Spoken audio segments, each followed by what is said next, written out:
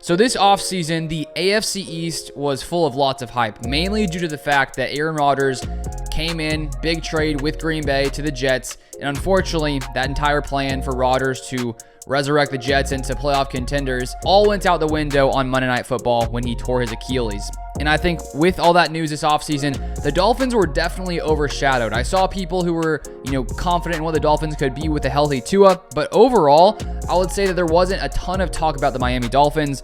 But after week one, this is all going to change. We saw just how dynamic, how explosive this offense can be with Tua Tagovailoa back there in the pocket, with Tyreek, Jalen Waddle, two of the most electric, fastest receivers in the NFL. And we saw what they could do in week one with Tua leading the league in passing yards with 466 passing yards, 3 touchdowns, 1 interception. He also led the league in week one in yards per attempt at 10.4. And I think there's always been this idea with Tua that he couldn't throw the deep ball, that he was just sort of more of a game manager, couldn't make these big, massive plays. And I think we saw it at times last year when he was healthy, what he could do. And we especially saw it yesterday against the Los Angeles Chargers. And on the other hand, if we look at this Chargers team, they're led by a coach who was brought in 2 seasons ago, who many saw as some kind of defensive guru. And so far, we have not witnessed that. If you look at 2021, in Staley's first year as a coach in Los Angeles with the Chargers, the 29th ranked scoring defense in the NFL. His second season, you would expect a slight increase. He slightly got that, but still not elite defensive play. 2022, the Chargers finished as the 23rd ranked scoring defense in the NFL. And now entering his 3rd season as the coach of the Chargers with this, the reason he was brought in because of his defensive prowess, he allows 466 yards to the Dolphins and loses by 2 points. And this is a Chargers team that got eliminated in the playoffs in round 1 to the Jaguars, who came back in the second half, ended up beating the Chargers 31-30.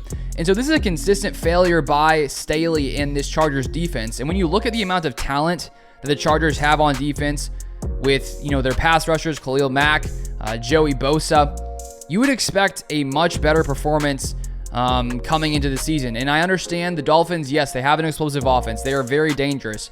But to allow 466 yards to the Dolphins when you had all offseason to prepare, knowing that, okay, we got to stop Tyreek Hill, they could not stop him. Tyreek finished the day 11 receptions for 215 yards, 2 touchdowns on 15 targets.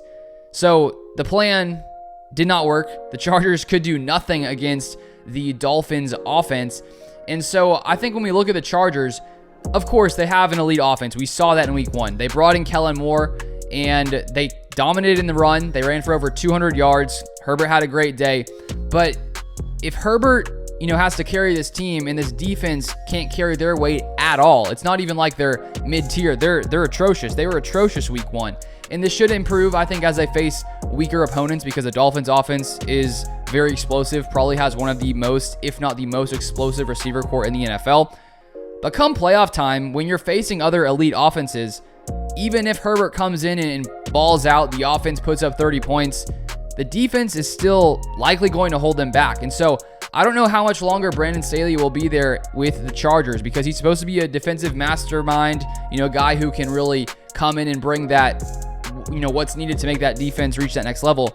And so far in 2 seasons and 1 game, we have not seen that whatsoever. And so if the Chargers want to have any chance of having the playoff success that obviously all Chargers fans want to see, they have to fix that defensive issue. And what's the answer? Is it to fire Staley? Is it to bring in a new defensive mind? Who knows? But clearly something has gone wrong there with the Chargers. And if they're going to be competing with teams like the Chiefs, teams like the Buffalo Bills, they're going to need to fix the issues in the secondary, fix their issues when it comes to getting pressure on the quarterback. If you look at yesterday, they only got, I think, about 10 or so pressures on Tua from some stats I saw. So overall, huge win for the Dolphins.